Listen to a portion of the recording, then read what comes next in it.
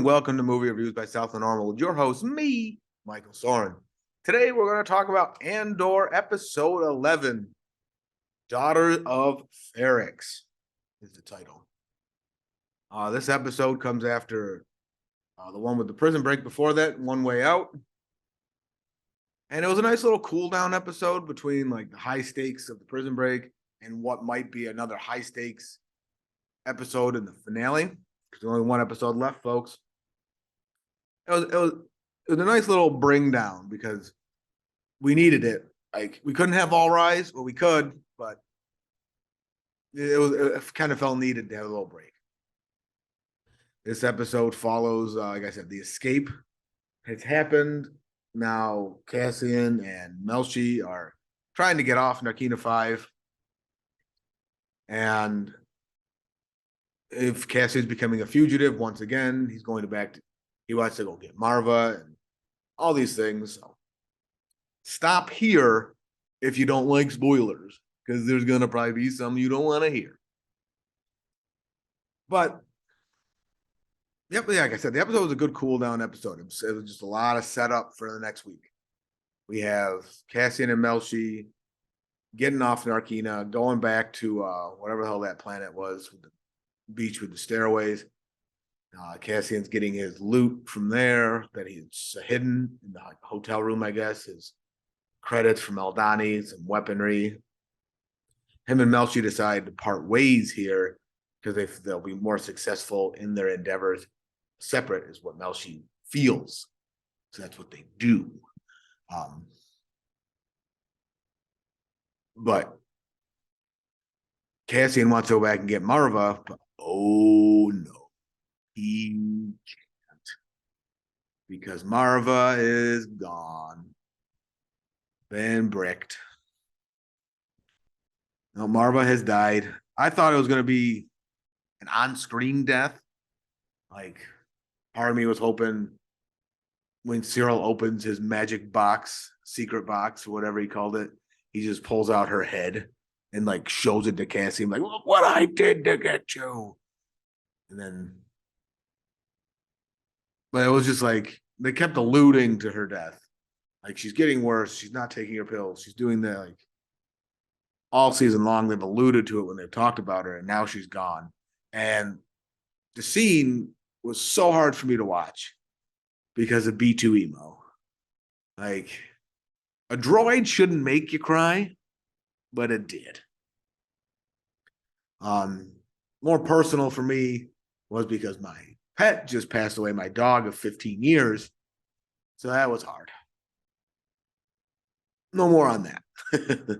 But yeah, so watching B2 emo get emotional and not want to be alone, it was hard to watch. And it was a good little scene. No, but I'm still trying to figure out if Dedra had something to do with Marva's death. Because she always had her on the back burner as a plot to get Cassian and Luthen and these people who are in the Rebel Alliance. But she didn't really do anything. Maybe it'll be revealed she did do something because they had that guy watching her. Maybe he was like poisoning her or something. I don't know. Probably not.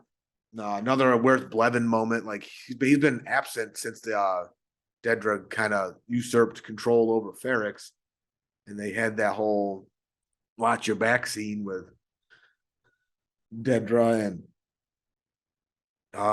whatever that commander's name is. But it's interesting, like the death ritual on Ferrix being cremated and made into a brick. I don't know, something oddly comforting about that for some reason. I don't know. Maybe I just want to be a brick. Get thrown at people's heads. Now they try to get more info on Bix because they know who Anton Krieger is. But she's just, I don't know if she can't because of the torture or she's still fighting. But They tell her that they're going to bring the doctor in again, and Vix's story is starting to become one where she might just go all ape shit and like on someone, and like she's just going to lose it. I don't know. She's a weird character in this series. I don't know what to make of her storyline, how it ties in, other than being informant of kinds. I've heard rumors she is Cassian's sister. Maybe. Don't know. Over on Coruscant, Mon Mothma's daughter is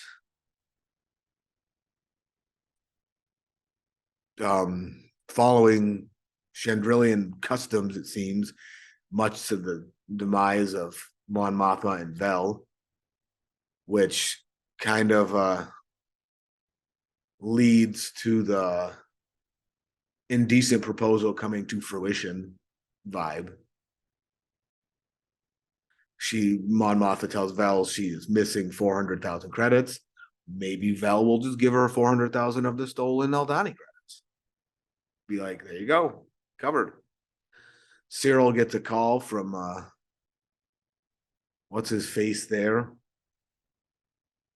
That dude who helped him not catch Cassian, to tell him about Marva's death, and he catches a plan to go back to Ferrix and confront Cassian because he feels he's going to be at the funeral. And that's where we're going to see Cyril die. He's not making it to season 2, I feel.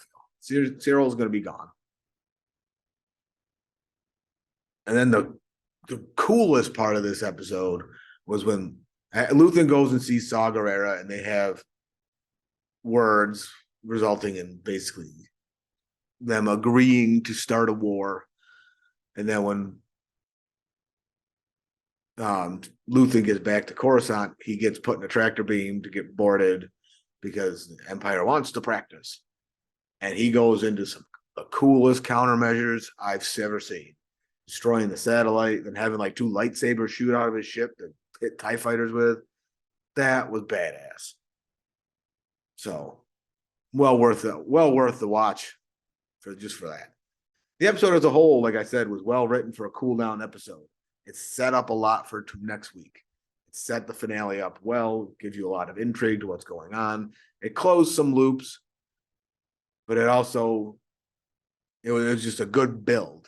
It was like you turn the pan on to boil, and next week it's going to be boiling and ready to go. Some downfalls of it was while the writing has been superb, I don't like the choices on some things. I would have made Marva's death bigger than it was. She just kind of got slowly written off. I mean, they redeemed it with the B2 thing. So it was an ebb and flow moment where it's like I hated that decision. I really liked that decision for me. But so far the series has been great, well written, minimal action, but when like they choose their action so perfectly that it makes it that much better. It's gripping. This series has been gripping. It's been such a dramatic chess game that you watch the episodes over and over and over again, and they don't get stale, at least to me. Like a lot of the times when I have to watch stuff to review it, I watch it several times, and it's so hard to watch it another time because of how just poorly executed it was. This has not been poorly executed. It's like the series has been great, and because that, it's making Rogue One better. So check out Andor season 1, episode 11, Daughters of Ferrix, streaming now. Check my more in-depth take over on the Holdo Maneuver podcast coming out this week. Link to the site will be in the description. Follow, subscribe, do it all you got to do to help me out here. You guys rock.